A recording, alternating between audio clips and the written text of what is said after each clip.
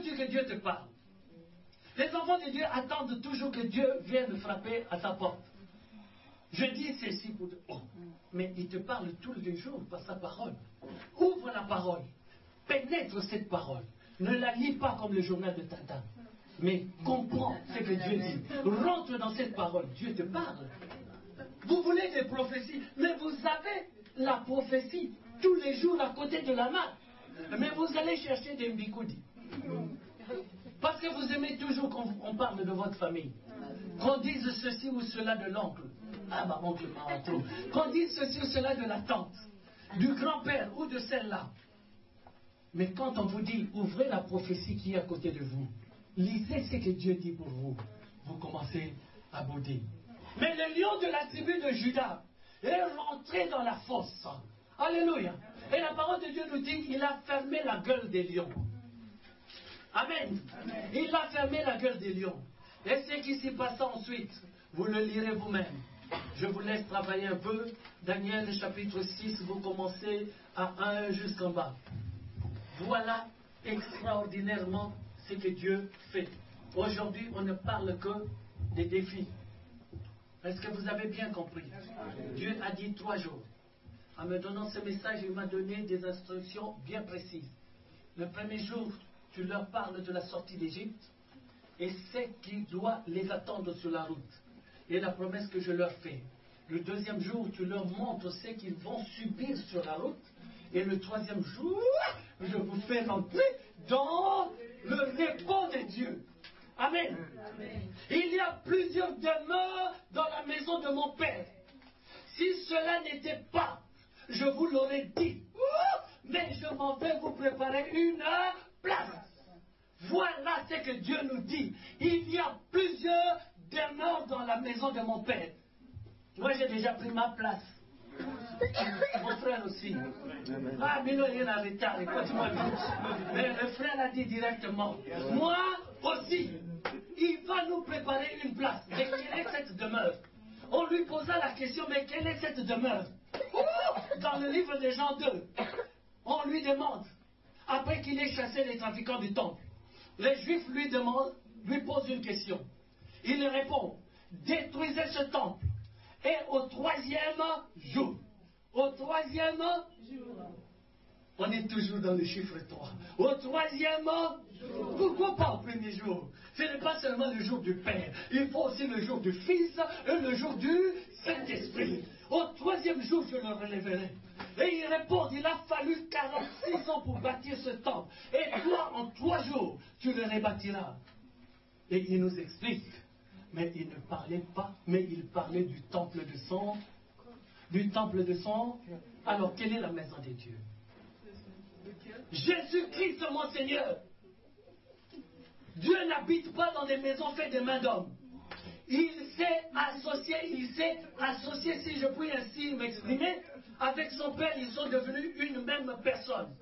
Il s'est allié avec son Père, ils se sont ressemblés. C'est pour ça que je dis très souvent, les enfants de Dieu, vous allez trop vite dans ce que vous dites. Là où 2 ou 3 sont assemblés en mon nom, je suis au milieu d'eux. Ton cœur est à Château-Rouge, tes yeux sont à Saint-Denis, et ta bouche est dans ta maison, et tes yeux regardent les beignets après le culte, et tu dis, là où je suis au milieu d'eux. Un rassemblement ne peut pas. Il faut qu'un rassemblement ressemble à l'Éternel. Alléluia. Si nous nous rassemblons et nous ressemblons à Jésus-Christ, moi et le Père, nous sommes un. Voilà. Il s'est ressemblé à Jésus, au Père. Ils sont devenus une même personne. Vous ferez les miracles que je fais et vous en ferez encore plus. Mais comment puis-je faire des miracles, plus de miracles, si je reste seulement l'assemblée, le diable aussi connaît cette parole. Et quand vous vous rassemblez, il vient te dire à l'oreille, regarde ce frère-là ou cette soeur-là. Et puis tu tournes la tête, tu la dévisages d'un œil mauvais. Tu crois que Dieu peut être là où il y a des yeux mauvais? Vous pensez qu'il est n'importe qui? Mais vraiment, le jour où on le verra, ce sera notre grâce de salut. Mais le jour où il vient te reprendre à cause de tes bêtises, Mawato. Parce que la chicote de Dieu.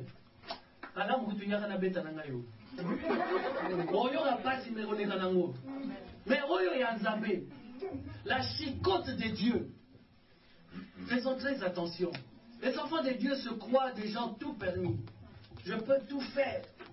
Je peux tout faire. Faites attention. La chicotte de Dieu, s'il se lève contre toi, il n'y a pas d'intermédiaire. Mais par contre, si je me fâche contre toi, on va aller prier l'Éternel. Nous avons un intermédiaire. Mais si lui se fâche contre toi, mamma mia. La maison de Dieu, c'est Jésus-Christ lui-même. Alléluia. Parce que moi, je ne suis que le temple du Saint-Esprit. Mais Dieu s'est fait chair. Et il est descendu chez les siens, chez les Juifs. Et il nous a donné le pouvoir de devenir enfants de Dieu. La parole s'est faite chair. La parole qui est Dieu lui-même s'est faite chair. Alors, cela veut dire quoi? Il s'est fait une enveloppe. Il s'est fait une maison. Il est descendu. Alléluia. Détruisez ce temple. Je le rebâtis en 3 jours. Pourquoi je ne le rebâtirai pas en 1 jour? Il faut que ça accomplisse dans ce temple le Père, le Fils et le Saint-Esprit. Et ensuite, ça se relève. Et il reste 3 jours sous terre. Pourquoi? Parce qu'il doit travailler pendant 3 jours en dessous pour récupérer nos frères qui sont partis avant nous. Il doit battre, détruire la mort et ensuite sortir vainqueur de la mort pour que la mort ne me prenne plus prisonnier. Tout cela a pris 3 jours. Et l'Éternel me dit que nous allons marcher 3 jours. Mais parce qu'il doit tout détruire. Pendant ces 3 jours-là que nous faisons, l'Éternel est en train de détruire les mauvaises choses dans nos vies.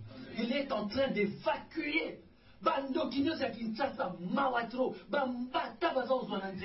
Alléluia. Restez ferme dans cette vision. Ils se sont associés avec Bandokia Bakotoy, Mawatro. Bamidele va comprendre soute, mais Moutoza Mouindo n'est pas mon soute. Alléluia. Normalement, on doit voir un noir quand il fait jour, mais noir va mon la soute la mouille. Pourquoi cela? Parce que l'Éternel est mon Dieu. L'Éternel est mon Dieu. Alléluia. Alléluia. 3 jours, je rebâtirai cette demeure. Et la demeure, c'est une habitation. Quelque chose qui dure. Voilà la définition de la demeure.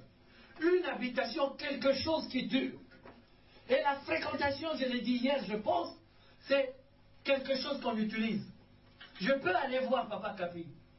Je le fréquente. Parce que 5 minutes après, je rentrerai chez moi. Alléluia. Mais Papa Capi, quand il va chez lui, il rentre, il ferme la porte derrière lui, c'est sa demeure. Alléluia. C'est ça que Dieu veut avec nous. Que nous arrêtions de fréquenter l'Éternel. Il veut que nous demeurions en lui. Il y a eu 10 lépreux. 9 ont fréquenté l'Éternel et un seul est demeuré en l'Éternel. Alléluia. Les 9 autres n'ont pris que la guérison qui était physique, mais ils n'ont pas pris la guérison spirituelle. Et l'Éternel de dire à celui qui était revenu, où sont-ils les 9 autres? N'ont-ils pas été guéris? N'ont-ils pas reçu la guérison? Va, ta foi t'a sauvé. Alléluia. Mais il était déjà guéri de la lèpre. Mais pourquoi rajoute-t-il? Va, ta foi t'a sauvé. Les 9 autres n'ont pas eu de salut. Ils n'ont reçu que la guérison physique. Amen. Et l'Éternel ne veut pas ça pour toi. Alléluia. L'Éternel veut que tu rentres dans sa demeure. La demeure de joie, c'est en Jésus-Christ, mon Seigneur.